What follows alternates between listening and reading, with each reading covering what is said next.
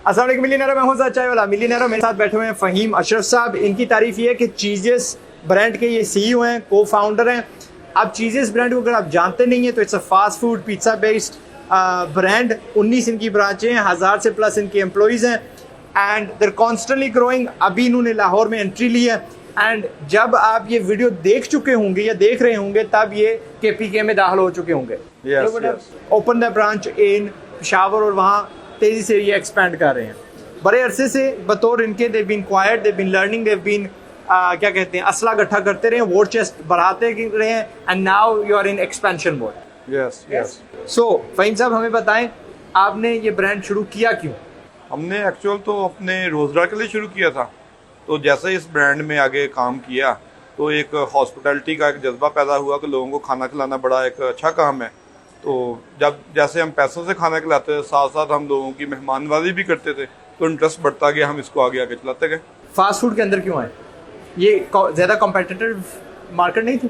Fast food के अंदर इसलिए आए, पहले तो जस्ट एक पैसे कमाने के लिए आए थे, ना ये कि हम देसी में जाना फास्ट फूड में आना है। तो जब फास्ट फूड में आए तो जब देसी को देखा तो देसी बिजनेस थोड़ा ज़्यादा डिफ़िकल्ट है।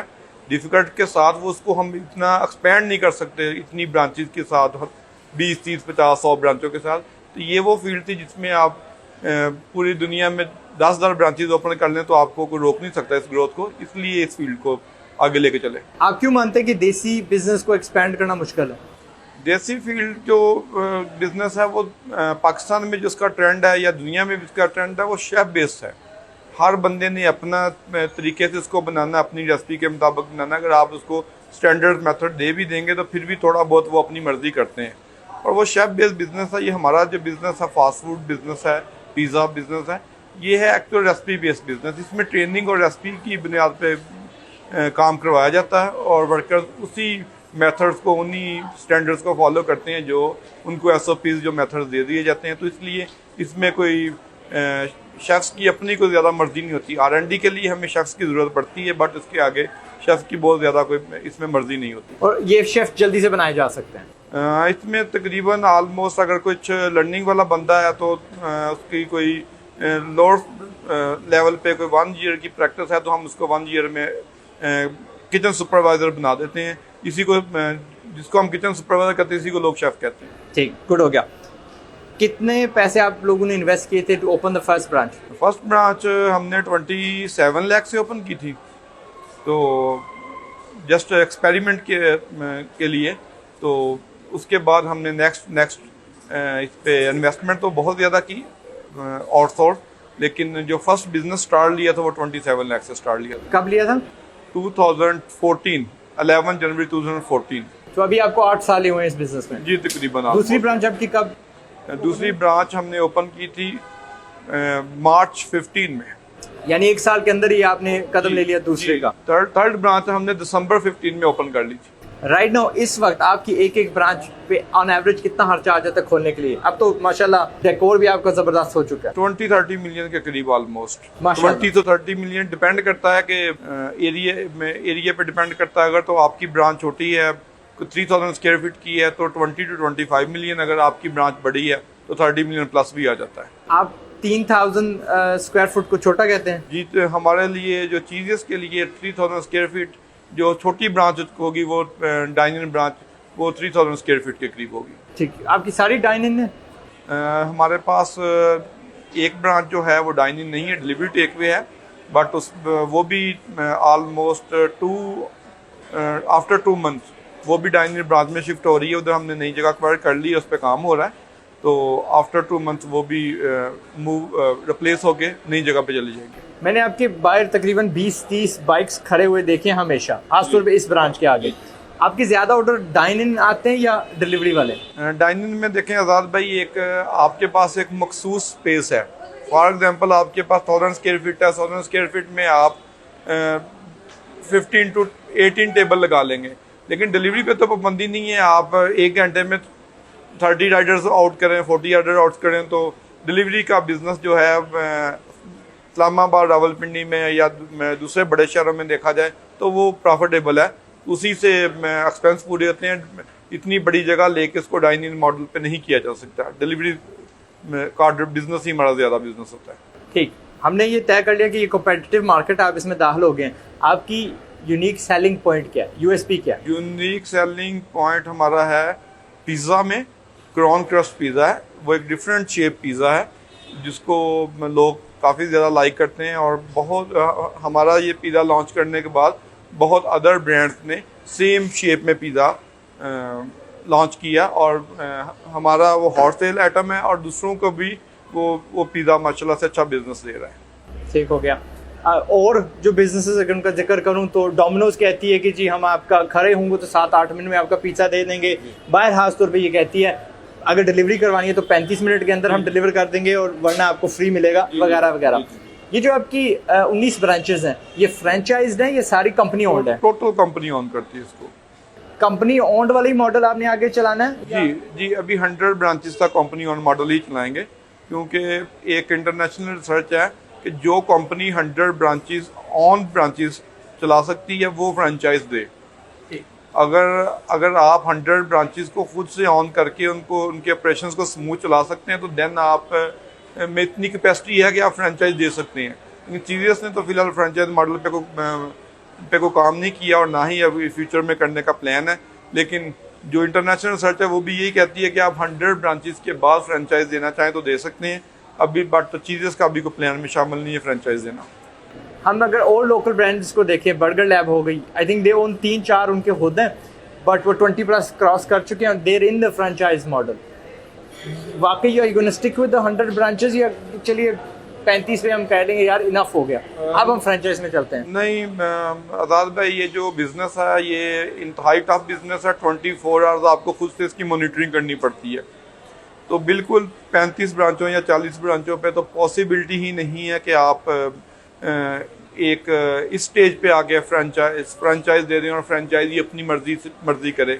तो हम अपने बिजनेस में भी बहुत सी गलतियां कर रहे होते हैं, तो लेकिन हम उन गलतियों से सीख के ठीक कर लेते हैं। तो जो न्यू बिजनेसमैन होता है जिसने इन्वेस्टमेंट की होती है वो अपने आप को समझता है कि मुझसे ज़्यादा कोई नहीं जानता। ये एक डर है पाकिस्तान का। हाँ जी, तो डर भी है और हकीकत भी है इसमें। हाँ जी, वो कहता है मैं बहुत ज़्यादा इस फील्ड में ये कर दूंगा वो कर दूंगा, वो इसलिए वो अपनी मर्जी ही करता है। वो अगले के एक्सपीरियंस से कोई फ़ायदा उठाने की कोशिश नहीं करता। इसलिए ये पॉसिबिलिटी नहीं है कि पाकिस्तान के एनवायरनमेंट में फ्रेंचाइज को आप इस लेवल पे आप फ्रेंचाइज दें, तो ये पॉसिबिलिटी नहीं है। बिजनेस को कब एक्सपेंशन की तरफ देखना चाहिए, कब वो समझे कि वो तैयार हो गया कि अब यार दूसरी ब्रांच तीसरी ब्रांच खोलें?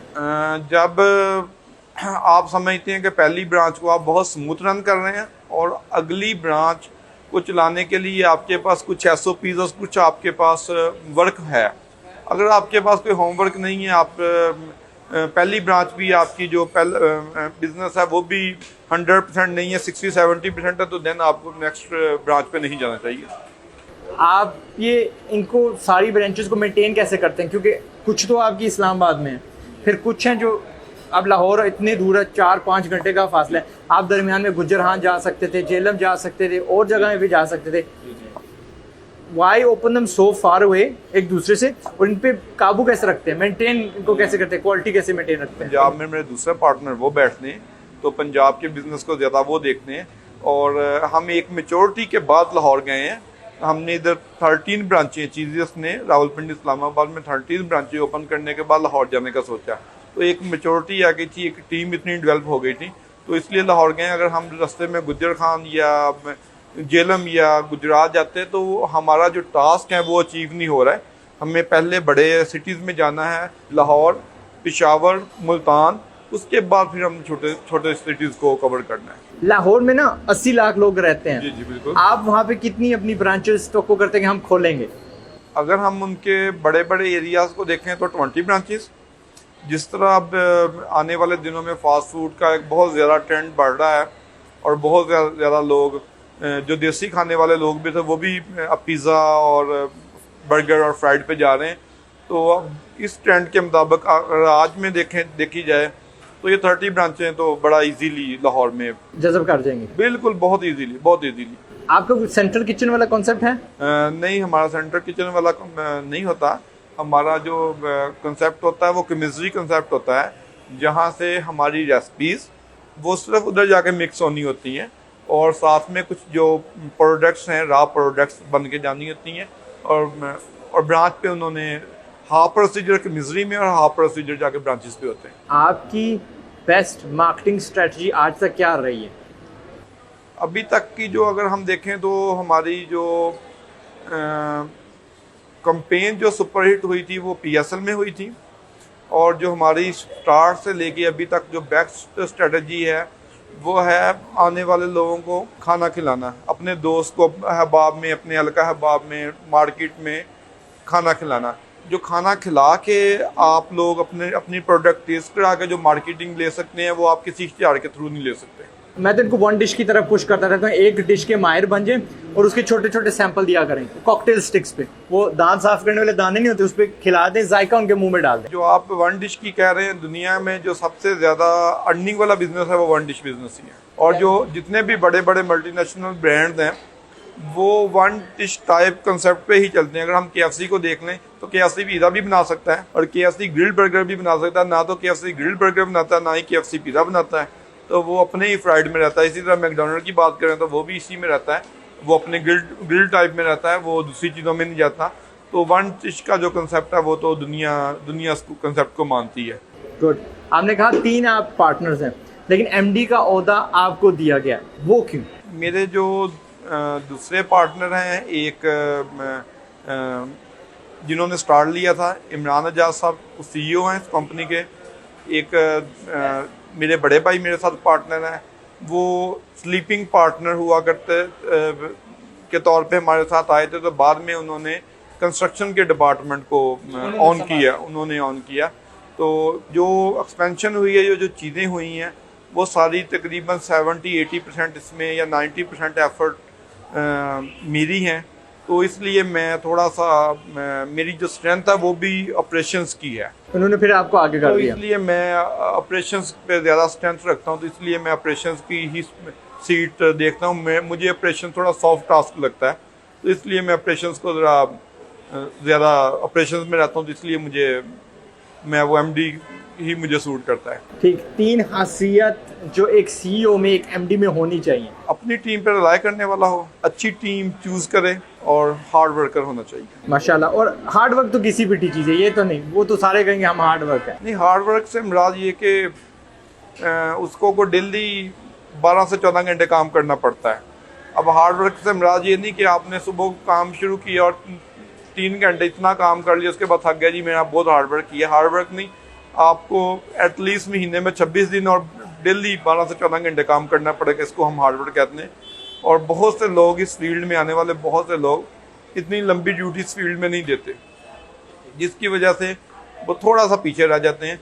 तो जो बंदा इस फील्ड में 12 से 14 घंटे डेली काम करेगा और 26 दिन काम करेगा, वो इस फील्ड में मार नहीं खाता। आपने दूसरी बात में कहा था कि अच्छी टीम इकट्ठी करे। अब अच्छी टीम किसी को मिलती नहीं है, तो अच्छी टीम बनाते किस तरह? अच्छी टीम बनाने की बात वही आ जाती है कि आपके जो सिस्टम्स हैं वो स्ट्रॉन्ग होने चाहिए। तो जो अब आपके ट्रेनिंग मेथड्स बहुत स्ट्रॉन्ग होने चाहिए। अगर आपके ट्रेनिंग मेथड्स और ट्रेनिंग सिस्टम ज़्यादा हैं, वही बात आ जाती है जैसे मैंने पहले कहा कि हम लोग पाकिस्तानी लोग कंपनी नहीं बनाते, हम लोग रेस्टोरेंट बनाने की कोशिश करते हैं। अगर हम कंपनी बनाएंगे तो ये अच्छी टीम में वो ही उस सिस्टम से ही बाहर आ जाती है।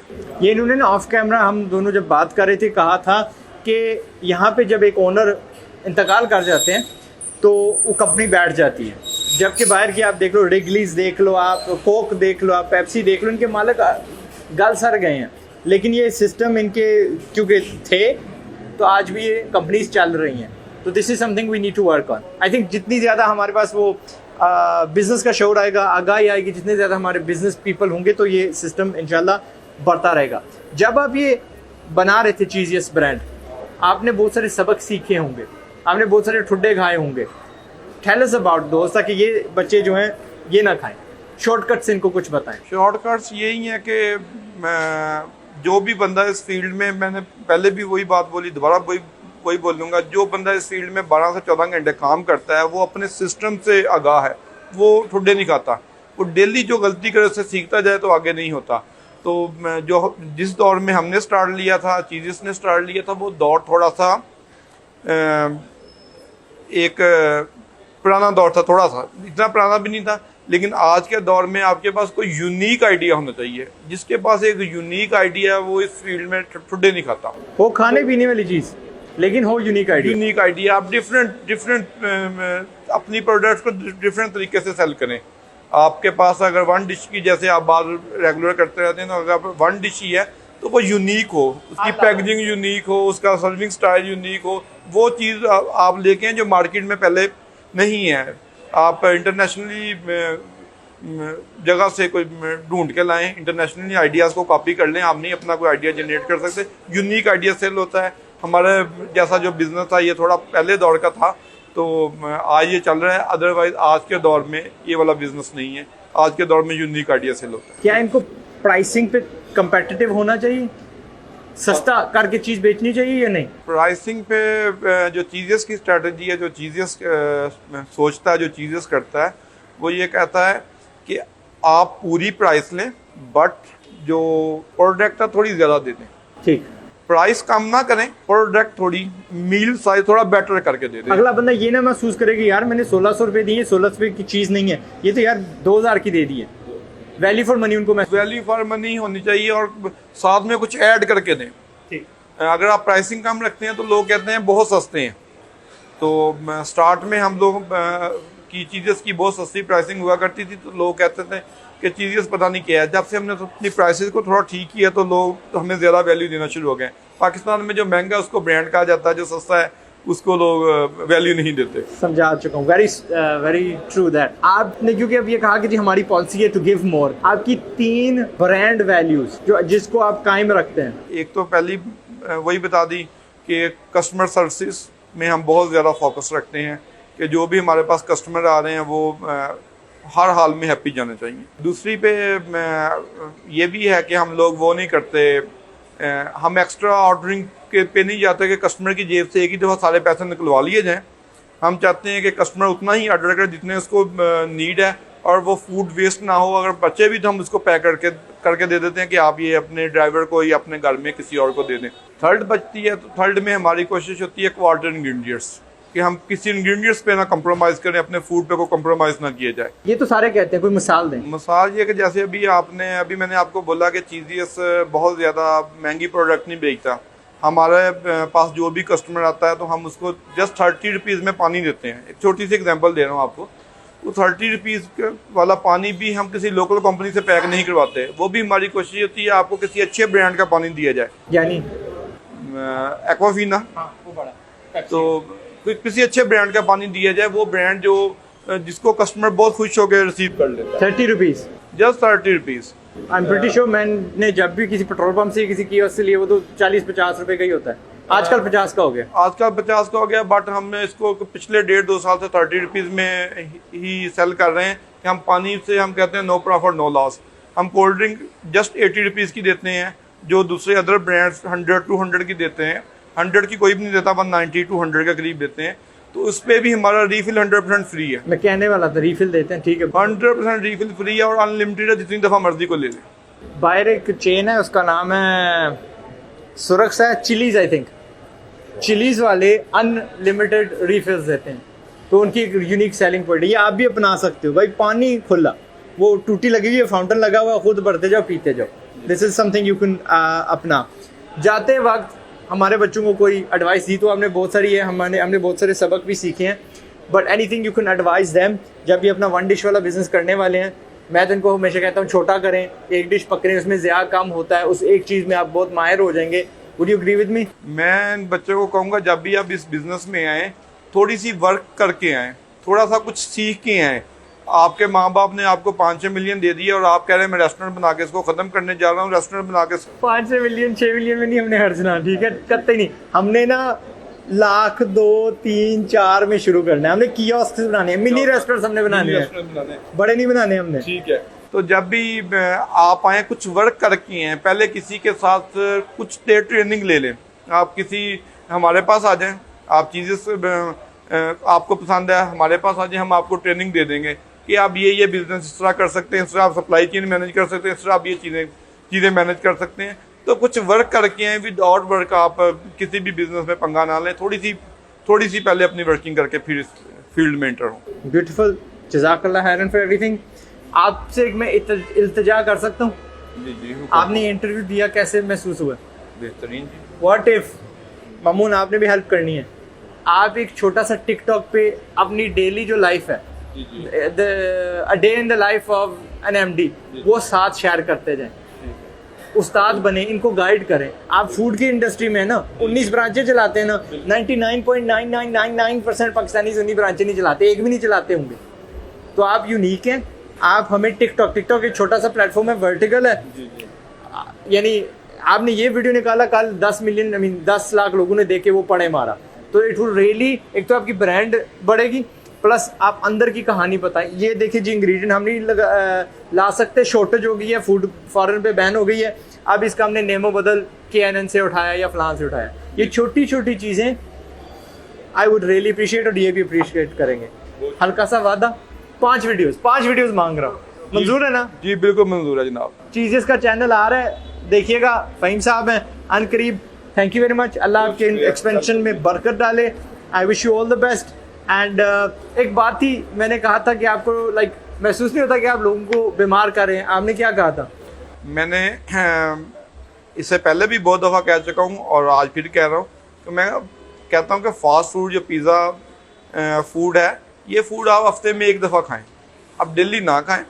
आप हफ्ते में एक दफ़ा खाएं, आफ्टर 10 डेज़ खा लें, हफ्ते में 2 दफ़ा खा लें, और जब भी लें एक मुनासिब मील लें, बड़ा साइज़ ना लें, तो इससे आपकी हेल्थ पे कोई ख़ास फ़र्क नहीं पड़ेगा। जिस तरह तो पेप्सी है, वो भी हेल्थ के लिए ठीक नहीं है, लेकिन वो एक मखसूस क्वांटिटी आप डेली ले सकते हैं। तो वही सेम फास्ट फूड में है कि आप एक मखसूस मील अपनी रूटीन से लेंगे तो उससे कोई आपकी हेल्थ पे फ़र्क नहीं पड़ेगा। अगर आखिरी में आपसे सवाल पूछूं, आज खुदा न खासा बैंकरप्ट हो जाते हैं, व्हाट वुड यू डू पैसे कमाने के लिए? और मैं आपको 5 लाख भी दे देता हूँ, ये ले 5 lakh to restart your life. Bank first of all तो हम लोनिंग नहीं लेते, हम अपने पैसे से मैंने आपको गिफ्ट कर दिए। सुनिएगा, तो हम अपने पैसे से ही करते हैं। तो अगर हम बैंकक्रप्ट हो जाते हैं, चीज़ें बैंकक्रप्ट हो जाता है, तो मैं अपने दोबारा बिजनेस का स्टार्ट इसी फील्ड से लूँगा। मैं एक चीज़ की एक रेडी लगाऊंगा, मैं खुद से काम करूँगा और मैं दोबारा से एक बड़ी चेन खड़ी करके दिखाऊंगा इंशाल्लाह। माशाल्लाह, किलर एडवाइस। ठीक है, जज़ाकल्लाह खैरन, thank you very much for your time. आपके देखने का, इनका हमें सबक सिखाने का, मैं उम्मीद करता हूँ आप में हौसला बड़ा होगा। खासतौर पर ये जो लास्ट चीज़ उन्होंने कही है कि भाई I would start from the ready, वो चिप्स वाली में इतना एक्सपेंशन हो सकता है, इतनी फ्लेवरिंग्स हो सकती है, इतनी टॉपिंग्स हो सकती है, इतनी शक्लें हो सकती हैं चिप्स वाली कि भाई इंतहा नहीं है। So start small and big. इन्होंने भी 1 से शुरू किया था, 19 पे पहुंचे हुए हैं। नेक्स्ट टाइम जब कभी मिले 39 होंगे, और फिर जब आपने फ्रेंचाइजी देखी तो समझना कि 100 का वो मार्का इन्होंने टेक ऑफ कर दिया है। KFC इधर आई थी, चीज़ें बाहर जाएगी इंशाल्लाह। अपना ख्याल रखिएगा। मैं हूँ आज़ाद चाय वाला, पाकिस्तान जिंदाबाद। अस्सलाम वालेकुम।